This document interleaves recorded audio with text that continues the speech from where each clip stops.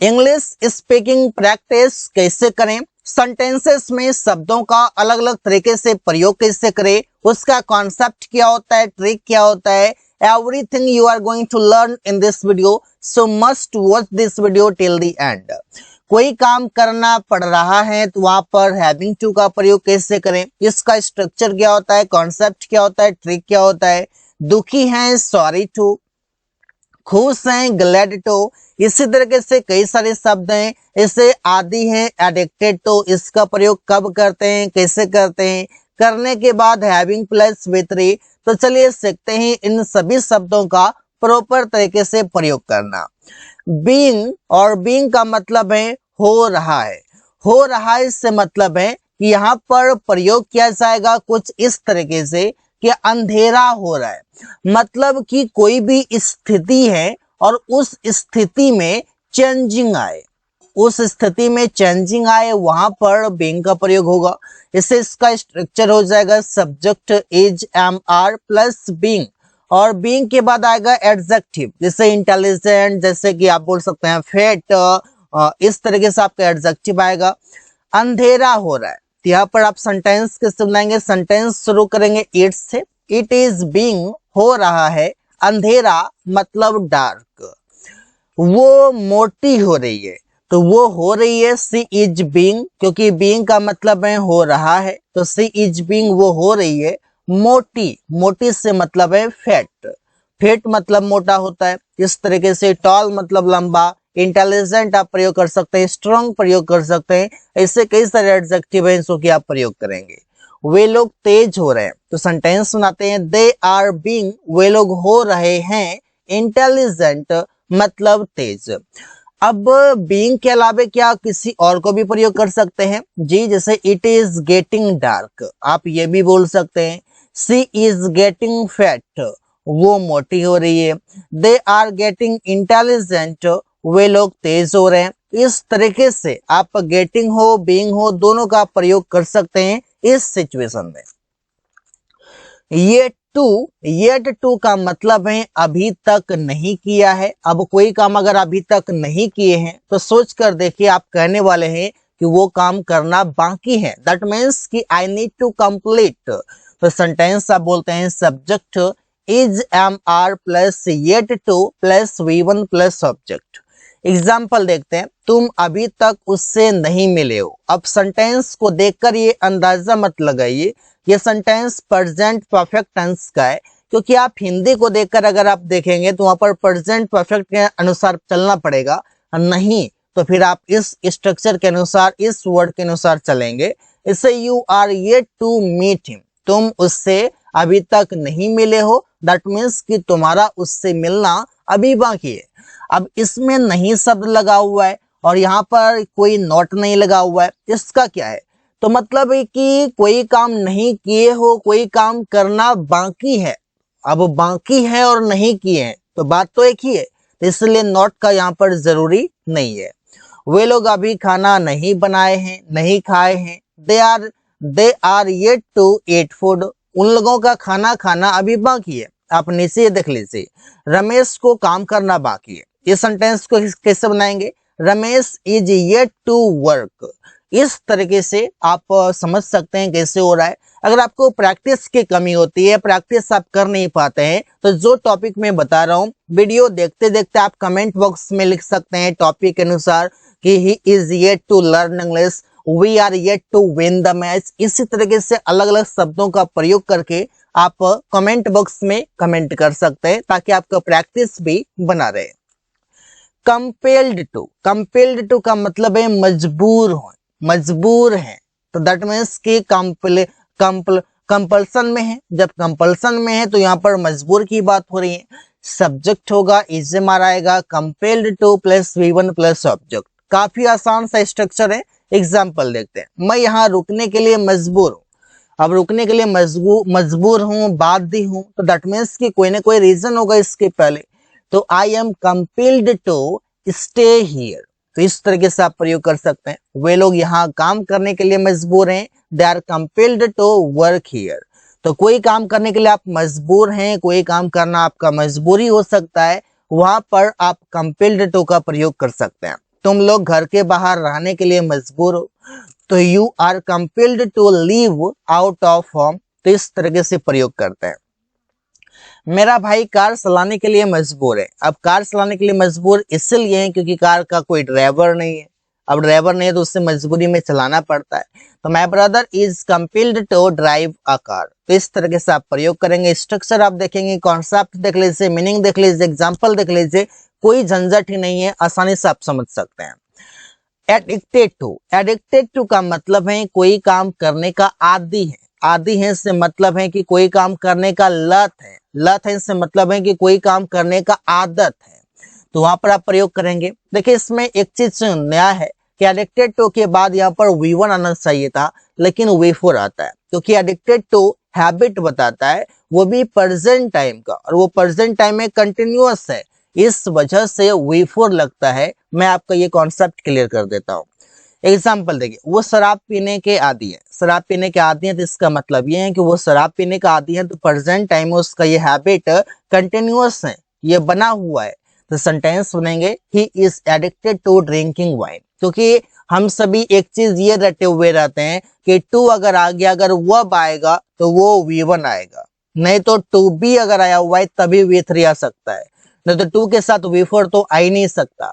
लेकिन ये आपका स्टेटमेंट गलत है। आप कह सकते हैं कि 90% केस में टू के साथ V1 आता ही आता है, और 10% जो बच गया उसमें टू के साथ V4 आता है, जैसे कि आप यहाँ पर देख सकते हैं।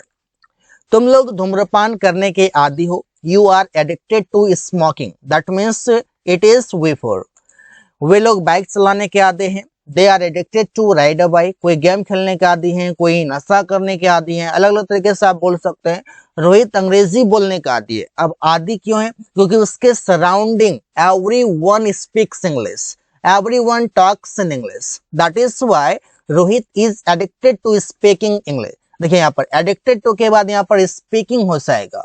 यहाँ पर देखिए राइड में यहाँ पर राइडिंग हो जाएगा। क्यों हो जाएगा? क्योंकि एडिक्टेड टू के साथ V4 आता है, ना कि V1। तो यहाँ पर जब भी आप कोई भी हैबिट को बताते हैं कंटिन्यूअस में, तो वहां पर आप बता सकते हैं कोई काम करके या कोई काम करने के बाद, जैसे हैविंग प्लस V3 हो, ऑब्जेक्ट हो, कॉमा हो, फिर सब्जेक्ट वर्ब ऑब्जेक्ट, जो कि एक सेंटेंस में होता है। अपना काम करके मैं सो गया, तो कोई काम करके तो बोलेंगे हैविंग फिनिश्ड अपना काम। तो यहाँ पर द के जगह पर माई लगा देंगे। हैविंग फिनिश्ड माई वर्क, अपना काम करके, पूरा करके, आई स्लेप्ट, मैं सो गया।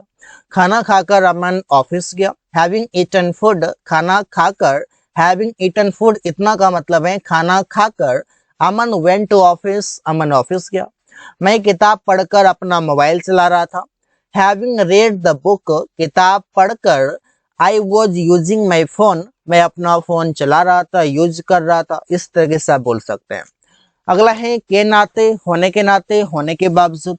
अब इसके लिए आप शब्दों का प्रयोग करेंगे बीइंग का, और बीइंग के बाद यहाँ पर आप कोई भी ऑब्जेक्ट लगाएंगे जो कि एक नाउन या प्रोनाउन आने की प्रोबेबिलिटी है। अब यहाँ पर एक पॉसिबिलिटी है कि आप यहाँ पर नाउन या प्रोनाउन आएगा, इसके बाद कोई भी सेंटेंस आएगा। जैसे दोस्त होने के नाते क्या तुम मेरी मदद करोगे, तो कैसे बोलेंगे? बीइंग अ फ्रेंड, दोस्त होने के नाते। तो बीइंग का मतलब हो गया होने के नाते, फ्रेंड मतलब दोस्त। विल यू हेल्प मी, क्या तुम मेरी मदद करोगे, यहाँ पर पूछा जा रहा है, तो इंट्रोगेटिव सेंटेंस ठीक है। एक फौजी होने के नाते उसे लड़ना आता है। बीइंग अ सोल्जर, फौजी होने के नाते he knows how to fight, उसे लड़ना आता है। भाई होने के नाते मैं तुम्हें एक सलाह देना चाहता हूँ। बीइंग अ ब्रदर, भाई होने के नाते I want to suggest you, मैं तुम्हें सलाह देना चाहता हूँ। तो इस तरीके से आप प्रयोग कर सकते हैं। अब है किस पर और जिस पर, दो शब्द है और दोनों शब्दों का मीनिंग एक ही वर्ड देता है, और वो है ऑन विच। ऑन विच के बाद अगर सब्जेक्ट आ जाए तुरंत तो मीनिंग होगा जिस पर। ऑन विच के बाद अगर हेल्पिंग वर्ब आ जाए तो मीनिंग होगा किस पर।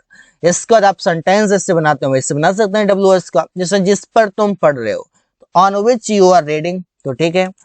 किस पर वो बैठा है, प्रश्न है, WH वर्ड है, तो बोलेंगे on which is he sitting, इस तरीके से होगा। किस पर वो खेल रहा है, on which is he playing, तो इस तरीके से आप बोल सकते हैं किस पर वो खेल रहा है, तो वो मैदान पर खेल रहा है। जिस पर तुम खेल रहे हो, इस तरीके से हम बोल सकते हैं।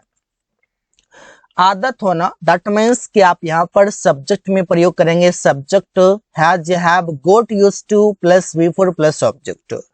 उसे शराब पीने का आदत हो गया है, इसका मतलब ये समझिए कि प्रेजेंट में वो काम कंटिन्यूअस है, तो इसलिए तो यहाँ पर वी फोर प्रयोग हुआ है। तो मैंने आपको बताया कि जब भी आपका कंटिन्यूअस सेक्शन हो प्रेजेंट टाइम में तो वी फोर लगाएंगे। He has got used to drinking wine, इस तरीके से होगा। तुम्हें अधिक सोने का आदत हो गया, you got used to sleeping a lot, आदत हो गया बोल के देखिए, इसका मतलब है कि प्रेजेंट टाइम में भी ये काम कंटिन्यूअस है। मुझे चाय पीने की आदत हो गया है, I have got used to taking a tea. यहाँ पर आपका वे फोर आना कंपलसरी है, और क्यों आएगा ये भी मैंने आपको बता दिया है, और इसका एग्जाम्पल भी मैंने ले लिया है, स्ट्रक्चर भी ले लिया है, मीनिंग भी ले लिया है। तो everything you are going to learn. Having to से मतलब है कोई काम करना पड़ रहा है, कोई काम करना पड़ रहा था, पास्ट में रहा था, प्रेजेंट में रहा है। इसे subject is are plus having to plus V one plus object होगा। एग्जाम्पल देखिए, उसे अकेले बाजार जाना पड़ रहा है, तो सेंटेंस बनाएंगे he is having to go to market alone. तो यहाँ पर देखिए सब्जेक्ट आएगा, इज हमारा आएगा, हैविंग टू आएगा। इसका प्रयोग कब करते हैं? जब प्रेजेंट टाइम में कोई काम करना आपका कंटिन्यूअस में मजबूरी हो, मजबूरी हो प्रेजेंट टाइम में, और वो काम करना आपको पड़ रहा हो, तो वहां पर आप इसका प्रयोग करेंगे। रवि को पैसे देना पड़ रहा था, पास्ट में भी हो सकता है, तो यहाँ पर वॉज वर्ड लगा देंगे। Ravi was having to give money. इस तरीके से हम लोगों को यहाँ रुकना पड़ रहा है बोल के देखिए, आपको लगेगा कि ये मजबूरी ही है मेरा कि रुकना पड़ रहा है। बोल के देखिए, सेंटेंस को फील करिए, then after you can learn many things from the sentence. तो आप बोलेंगे we are having to stay here, तो इस तरीके से आप बोल सकते हैं। सुमन को खाना पकाना पड़ रहा था, पास्ट में, Suman was having to cook food. तो इसी तरीके से आप सेंटेंस बनाते हैं।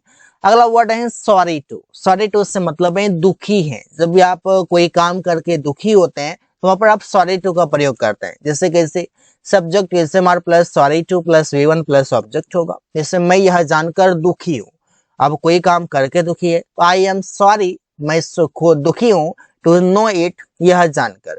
वो आपको तंग करके दुखी है, तंग किया उस समय तो खुश थे, लेकिन बाद में रियलाइज किया कि no it I am sorry, बोल सकते हैं he is sorry to disturb you. इस तरीके से वे लोग मैच हार कर दुखी हैं, बराबर ये सभी सेंटेंसेस बोलते हैं। They are sorry to get loss the match. यहाँ पर आप इस तरीके से बोल सकते हैं। यहाँ पर आप सीधा बोल सकते हैं they are sorry to loss the match. यहाँ पर कोई जरूरी नहीं है गेट आप लगाएंगे, गेट का यहाँ पर कोई नीड नहीं है। प्रिया उसकी मृत्यु के बारे में जानकर दुखी है, तो Priya is sorry to hear about his death. तो इस तरीके से आप बोल सकते हैं। अगला शब्द है ग्लैड टू, जो बताता है कि जस्ट दुखी का अपोजिट की खुश है। तो कैसे बोलेंगे कि मैं आपसे मिलकर खुश हूं, तो बराबर बोलते हैं किसी से आप मिलते हैं तो I am glad to meet you. जब आप हैंडशेक करते हैं किसी से तो उसमें आप जरूर ये सेंटेंस बोलते हैं, वो पैसे पाकर खुश है। He is glad to get money, that means उसे सैलरी मिल गया तो वो खुश है। हम लोग अंग्रेजी सीख कर खुश हैं, because we are doing many works in English, just we are happy you can say. तो बोल सकते हैं कि we are glad to learn English, हम लोग अंग्रेजी सीख कर खुश हैं। वे लोग मैच जीतकर खुश हैं, they are glad to win the match. तो ऐसे ही सेंटेंसेस आप बना सकते हैं। क्यूरियस टू, क्यूरियस टू का मतलब है उत्सुक है, मतलब अंदर से आपको एकदम उत्सुकता है कि आप कोई काम करने के लिए उतावला हो रहे हैं, तो वहां पर आप इसका प्रयोग कर सकते हैं। मैं खबर सुनने के लिए उत्सुक हूँ, जल्दी मुझे खबर सुनाओ, तो बोल सकते हैं I am curious to hear the news. इस तरीके से वे लोग अंग्रेजी सीखने के लिए उत्सुक हैं, they are curious to learn English. वो एक नया कार खरीदने के लिए उत्सुक है, दे अब वो खरीदने के लिए उत्सुक है, he is curious to buy a new car. तो इससे आप सेंटेंसेस बना सकते हैं। तुम पत्र लिखने के लिए उत्सुक हो, you are curious to write a letter. तो इससे ही सेंटेंसेस आप बना सकते हैं कई सारे अलग अलग तरीके के। करवा देना, कोई काम करवा देना, तो वहां पर आप गेट प्रयोग करते हैं। इसका स्ट्रक्चर इस प्रकार से हो जाएगा। आकाश उससे काम करवाता है, आकाश गेट्स हिम टू वर्क। ये आपका एक्टिव में है, पैसिव में रहेगा। यहाँ पर गेट के बाद ऑब्जेक्ट, तो यहाँ पर 2v1 के जगह पर v3 आता है। मैंने रवि से इस रूम को साफ करवाया, I got Ravi to clean this room. उसने प्रिया से मेरा काम करवा दिया, he got Priya to do my work. इस तरीके से आप प्रयोग कर सकते हैं। और दूसरा इस तरीके से आप बोल सकते हैं कि मैंने अपना बाल कटवाया। तो आप बोल सकते हैं आई गोट माई हेयर कट।